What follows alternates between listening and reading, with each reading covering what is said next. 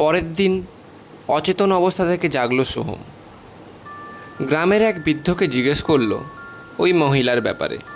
সিগারেটে এক টান দিয়ে বৃদ্ধ বললেন, ওই বাড়িতে বছর ৮০ আগে এক মহিলার অকাল মৃত্যু হয়েছিল, তা শুনেছিলাম বাপু। কিন্তু তোমাকে তো সাবধান করে বলেছিলাম, তুমি আবার ওর ডাকে সাড়া টাড়া দিয়ে ফেলোনি তো? দরজা খুলে বেরোনোর পর কি হয়েছিল সোহমের তা কিছুই মনে ছিল না। তাই পরিস্থিতি সামলাতে বৃদ্ধকে বলল, না না, আমি কেন আওয়াজ দিতে যাব। বৃদ্ধর সাথে কথা বলার পর সোহম ভাবল হয়তো তা মনের ভুলও হতে পারে। তাই ভাবল আজকের রাতটাও দেখবে এমন কিছু তার সাথে হয় কি না। কিন্তু সোহম তা জানতো না যে আজকের রাতটা ছিল অমাবস্যার রাত।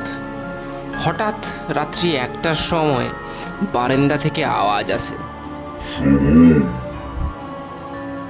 আমি তোকে ছাড়বো না। আওয়াজ শুনে সোহম খাটে উঠে বসে পড়ে।